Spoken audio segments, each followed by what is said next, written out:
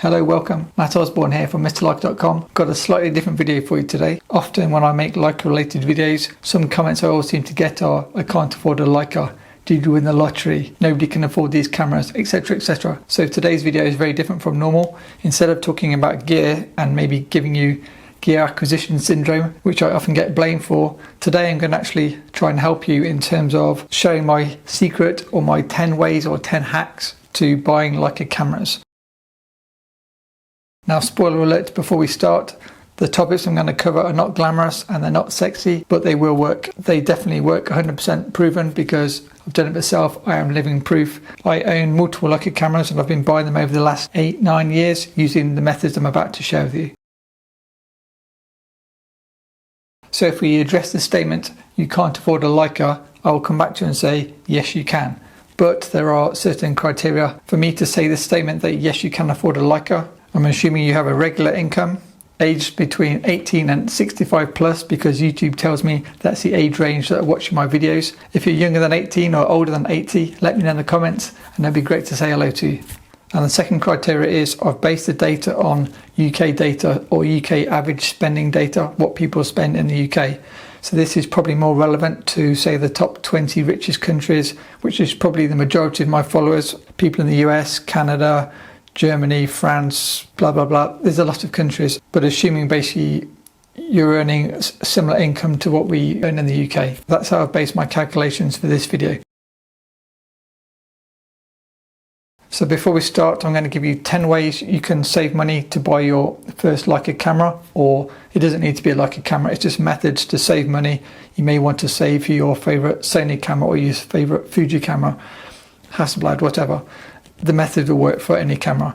I'll give you 10 ways to save money easier. I'll then give you 5 bonus ways to save money. And then if you hang around to the end of the video, I'll list Leica cameras in certain price categories. So hopefully you can buy a Leica at any price point, depending on your own salary and your own income and lifestyle, things like that. If you find any of the points shared in this video useful, please hit the like button as we're going. And then hopefully it'll reach a wider audience and then more people can save money and more people can buy cameras if that's what their interest is. Okay, so jumping straight in, number one of the biggest ways to save money is look at what you're spending on food.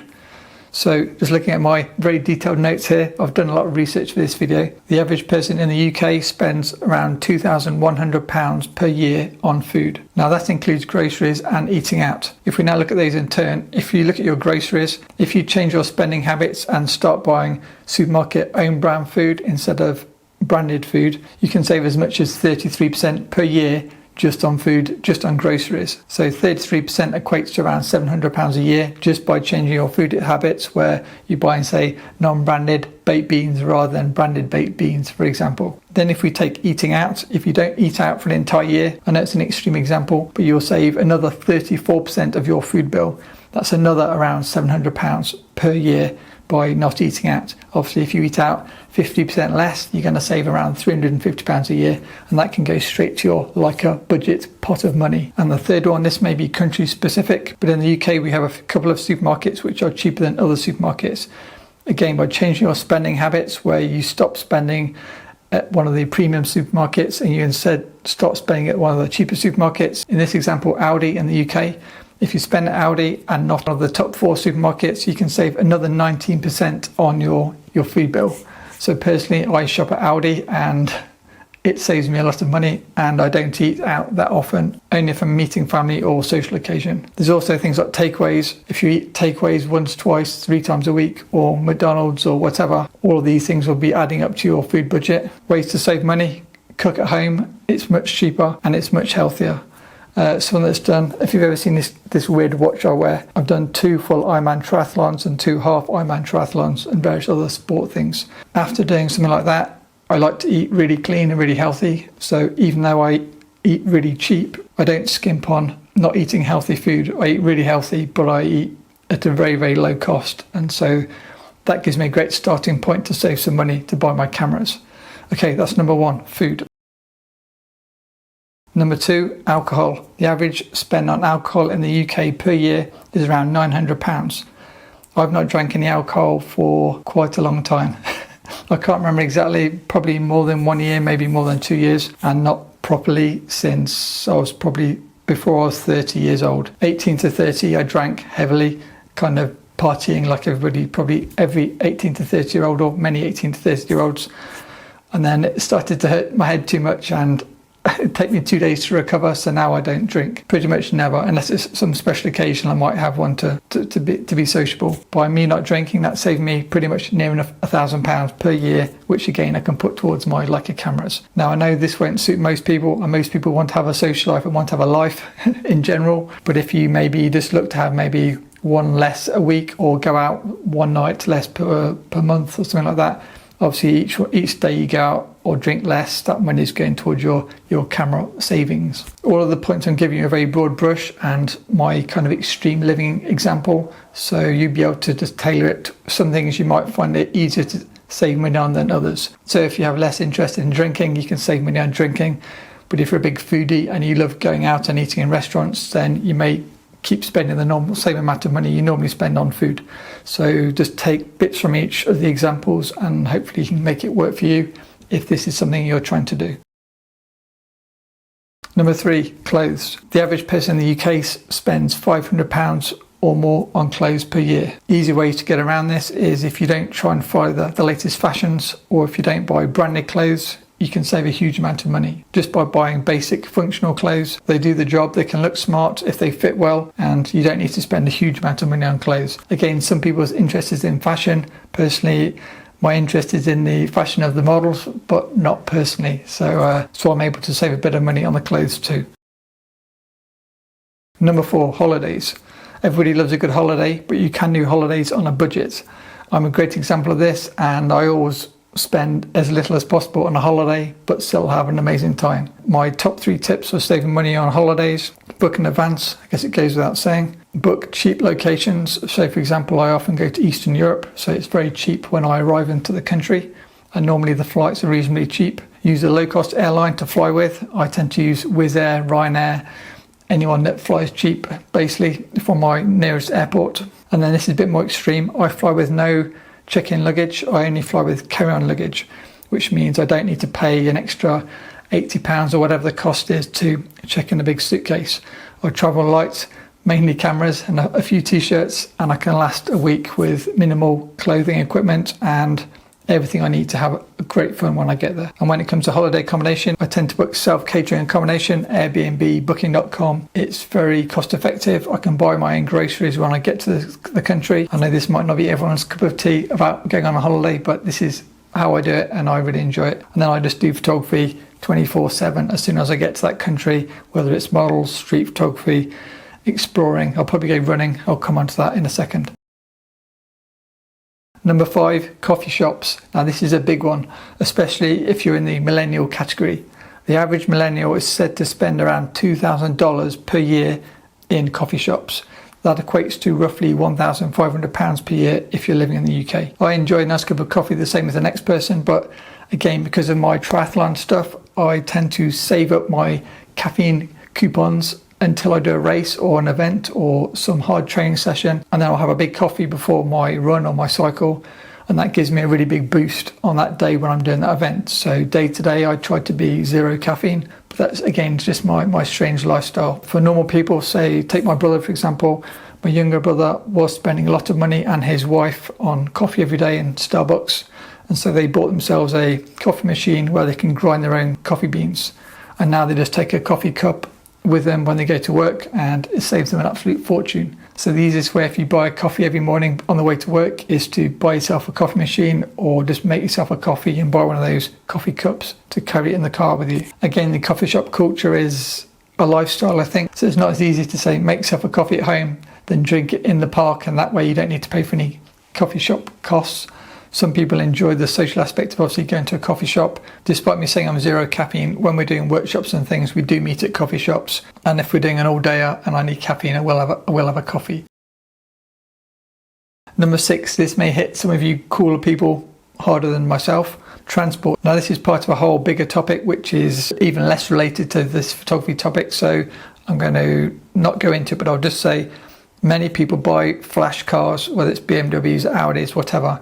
not for themselves, but to impress everybody else because they're trying to compete with their neighbor or they're trying to attract the hot chicks or whatever. By buying for someone else rather than yourself, you often overstretch yourself, and then you'll be paying higher premiums in terms of payments for your car. They may potentially be less economical because often they have a bigger engine, so you're going to be paying more for fuel.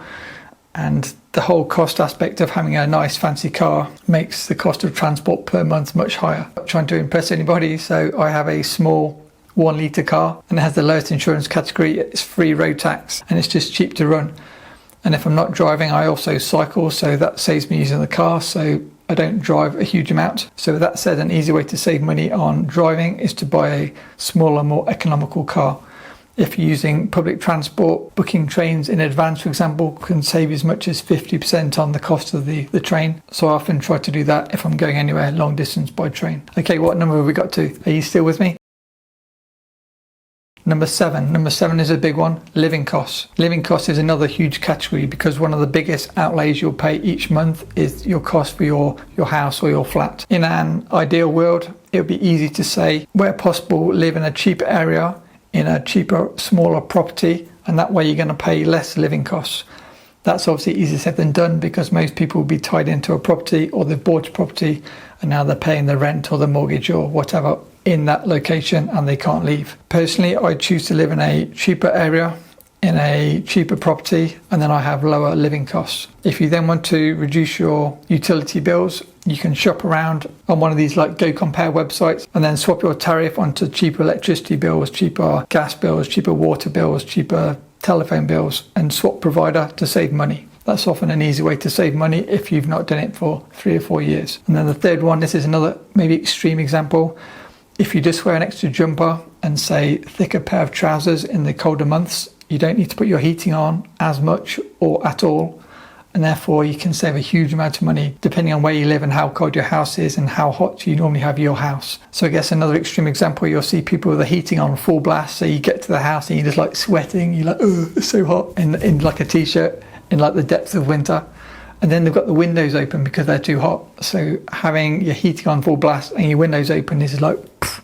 Personally, if you look at any of my videos shot in the winter months, I've generally got a big hoodie or a fleece on the top half, so it looks kind of hopefully smartish. And then on the bottom half, I've probably got like ski pants or something warm. I've not had central heating on in my house for around 3 to 4 years, but I do have a log burner. So if a model comes to the house and we do a photo shoot, I'll light a fire so they don't freeze to death. And then as soon as they go, I let the fire go out and put my fleece back on and my woolly hat. That can save a huge amount of money, but again, it's a really extreme example just to buy a camera. I'm not expecting normal people to follow all of these, but even if you just turn your thumb sort down by 1-2 degrees, you're still going to save money each month, and you can put that money towards your camera fund. Number 8, home entertainment. This could be games consoles, it could be a big widescreen TV, it could be Netflix, things like that, things that normal people probably do when they're at home. Personally, I have no TV, and so that saves me money on, obviously, I have no TV cost, I have no TV license cost, I have no Netflix cost, I have no games console costs.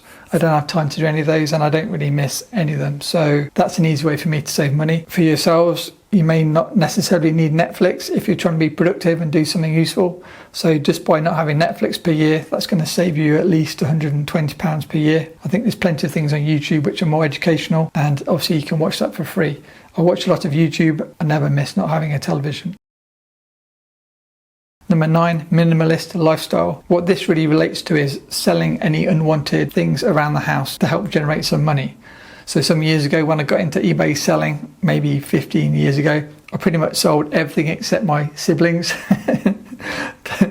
to try to generate some money, because once you realise you can sell pretty much anything on eBay and you see the money coming in, it's just like, oh, this is amazing. And so then you're just looking around on your shelves in the garage, what else can I sell? I sold like clothes, I sold old toys, anything and everything I could sell. That was some years ago and I've not really had time to do that for a long time. But if you want to make some quick, easy money, just sell some unwanted things. You might have an old bike, you might have an old, I don't know, games console, you may have old clothes. Obviously this is a photography channel, so you may have unwanted cameras, lenses that you no longer use. You may have sold a camera and still have the lenses. If anybody wants any Micro Four Thirds Lumix lenses, message me below, because I still have all my Micro Four Thirds lenses, but I sold my Micro Four Thirds camera. Selling unwanted things around the house both gives you more space, it gives you a cleaner kind of environment. So for me, it's less stressful. My house is not minimal, but I'd like to, if ever I get the time, to sell some of it on eBay.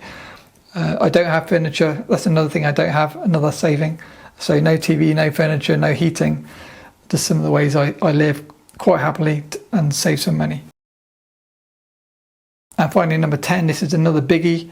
Get yourself a side hustle if you want to increase your normal monthly income. So let's say you're a salaried employee or you're a temporary employee, but you work a fixed number of hours per month and you don't have any opportunity to do overtime. That means the maximum you can earn per month could be, say, £2,000. The average earnings in 2021 in the UK per year is around £1,950. So if we just say 2,000 to make it simple. If you can create a second income source, that allows you to instantly make more money on top of your standard, in this example, £2,000. And then any money you get above your existing £2,000 is free money to put towards your camera. So a great example of this is before photography, we're selling Excel spreadsheets on eBay for £1 each to try and make some money. That was one of my first attempts to make some money in kind of my 20s. I'm quite good on Microsoft Excel, so despite me only talking about photography so far on this channel until today, I'm also reasonably money minded as well. So I made a budget package so people could buy this spreadsheet for £1, download it, and then do all their budgeting when the credit crunch hit the UK. I taught myself Microsoft Excel, made this really complicated Excel spreadsheet, but kind of made it simple for people to use, and then sold it for £1 per download. It took me about 6 months to make, and then I think I sold about 4, and then eBay banned me because I was selling a Microsoft product and I don't own Microsoft. So that was a fail, but at least I got to teach myself Microsoft Excel. So my second attempt was I started wedding photography. So I was working full time, but then doing wedding photography at the weekends. And wedding photography, for any of you that don't know, can make you quite a lot of money. So at the time I first got into Leica Cameras, I was doing weddings maybe 3 of every 4 weekends or 2 of every 4 weekends. Constantly. People were hiring me as their first shooter, meaning they hired me on a day rate and I shot for them under their name. So they got the job. They needed someone better for photos. I'm not saying anything special, but they maybe specialised in videography. So they got me in. I shot for them, gave them the pictures, and then I also did my own weddings on the side. So I suddenly had quite a lot of income coming in on top of my standard monthly wage. So I invested everything into photography. And I was really lucky. I bought all my Leica M equipment at the time when I was getting all this extra income. And that's before the prices went up on the Leica M film cameras. So by getting yourself a second job or a side hustle will really, really help you get money in much quicker. It could be a bar job. It could be earning money with your camera. Obviously this is a photography channel. If you want me to do a video on, I don't know, 10 ways to make money with your camera, let me know in the description and I can put a video together. But there is so many ways. Just think of something you're good at and then try and work out a way of making money with something you're good at. And in the meantime, look at maybe getting a second job, so as I say, a bar job, something like that. Okay, next, here are 5 bonus tips on top of the 10 existing tips on how to save money faster to buy your dream camera or the camera you want to get, Leica or otherwise. Number 1, as soon as you get your monthly paycheck, set yourself up a standing order so you take out X amount of money from your bank account into a separate account on the day that you get paid or the day after you get paid. So you get used to never seeing that money. So let's say, for example, you take out 5% per month or 10% per month and you earn £2,000 per month. Let's do 10% to make it easy. If you take 10% out per month, that's £200 you will never see, and you'll move it into a second bank account. That means your current account now has £1,800 in for the rest of the month for you to live on. So as you get towards the end of the month, you need to spend within your means. I'm not trying to preach at you as to what you shouldn't do with your own money, but ideally speaking, if you want to save money, you want to now spend within your means. So if you've only got £1,800 left in your bank account, by the end of the month, you may decide to go out one night less or have one less takeaway, one less pair of shoes or whatever the case may be. But because you've already moved the money into your Leica fund or your Sony fund, whatever you want to call it, separate bank account, then you don't see the money go and you get used to living on less money. If you do that for 5 months and keep your money in the green in your current account, meaning you don't get overdrawn, That means you have £1,000 now in your camera fund, which you can then spend on a camera or grow even further to buy a more expensive camera. I'm coming on to cameras in a second. Number 2, relating to the last point about staying in the green, try to live with no debt. This is obviously easier said than done, but ideally, if you use a credit card such as myself, try and pay it off each month, because if not, what will happen is you're spending your money to pay the interest on your credit card before you can actually save any money to buy your cameras. So ideally, number 1 is pay your credit card off, and then number 2, start saving after. I wouldn't really recommend buying a Leica still having debt on your credit card, because then you're going to be paying for the bigger amount of interest for a longer period, so it's going to cost you more money. Again, easier said than done, just in an ideal situation. Number 3, this is more of a fun one. In an ideal situation, if you want to spend lots of money on cameras and lenses, don't have a wife or a partner, and don't have children. I'm saying this with a smile because most normal people enjoy a balanced life with a loved partner and beautiful children. I'm the oldest of 4 children, and all my siblings are married with kids. And I'm the black sheep with cameras and no wife and no kids. But I'm still very happy, so it's just a different way of living. As you probably know, if you're in a relationship or if you do have children, this is a massive draw on your money that you make each month. Children are not cheap and partners are not cheap. So by me not having either, I'm able to save money faster to buy more cameras. So that helps me quite a lot in terms of saving of capacity. Number 4, where possible, buy cameras used or buy anything used rather than new. So a used car, maybe a nearly new car, or a used camera. We'll come on to cameras in a second. But if you buy anything used rather than new, you can save quite a lot of money. Obviously, it doesn't work for everything you want to buy, but certain big purchases, especially cars, it's a great way to save quite a big lump of money. And finally, bonus tip number 5, if you're still with me, try to find a happy middle ground. I'm giving you really extreme examples on what I do, which is super extreme, say this way, and then most normal people will say this way. If you can find some happy ground, maybe here or here or here, you'll still be able to save money, just not as fast, but you can still buy cameras and still enjoy a balanced, happy lifestyle, similar to probably what you're doing at the moment. So if you just take little pieces from this video and apply it to what may work for you yourself, you can still get a Leica camera and you can still have a life at the same time. And with that said, let's now talk about cameras. If there's anybody still watching, sorry, I know this is a bit of a different video, but hopefully you guys will find it useful, and let me know in the comments if you find it useful. So because everyone's circumstances are different, I've got a range of Leica cameras to hopefully suit everybody's saving capabilities. So some people might be able to buy a Leica in 1 month, some people might be able to buy a Leica in 3 months, some people might be able to buy a Leica in 6 months or 12 months. It depends on 1, your income, 2, how much you can save, but 3, which Leica camera you can buy. So if you're new to the channel, I talk a lot about Leica cameras, but what most people don't realise is Leica cameras can be really expensive, like I think most people think they are, but they can also be very affordable, which most people seem to overlook. So let's go through a range of cameras, and hopefully there'll be one for your price point and then something you can look to save towards. So as at August 2021, the cheapest Leica cameras I believe you can buy are Leica R cameras. Those could be something like a Leica R3, Leica R4, Leica R5, Leica Flex SL, Leica R mount cameras. Those can be found for as little as £200 or more. Personally, I just picked myself up a Leica R5. It has the same functionality as a Leica R6, but costs maybe 50% less, maybe 60% less, depending on which camera you pick up. Next, we have Leica 3 cameras or Barnett cameras. The price of those has increased in the last few years, but you can still pick them up from around £300 or more. I have done quite a few videos on this and they are amazing. And to my mind, Barnett Leicas or Leica 3 cameras are more Leica-like, if that makes sense.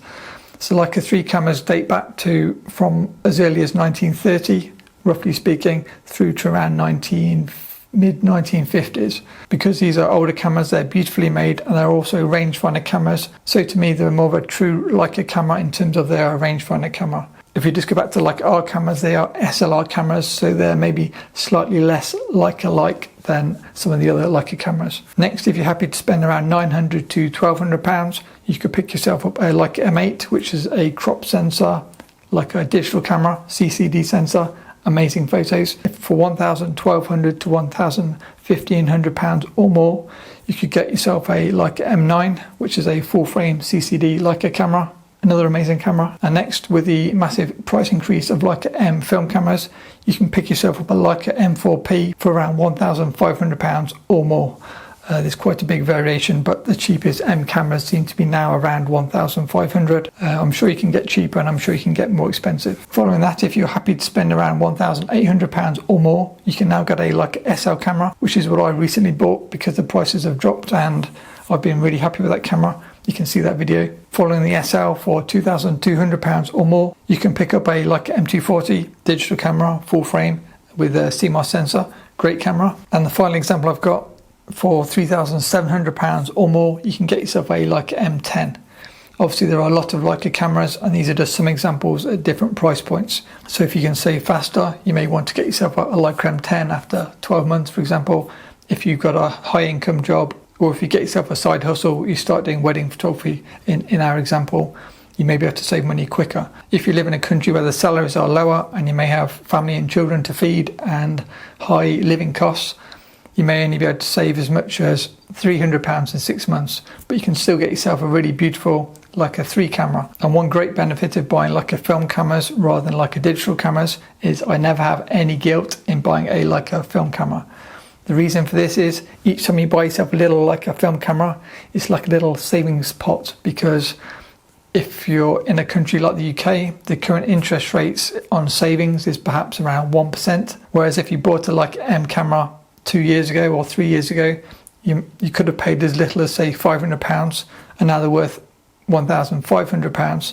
So you've made 300% increase on your money, and you've had the full use of that camera over that period. So for me, every Leica film camera is like a little mini savings account.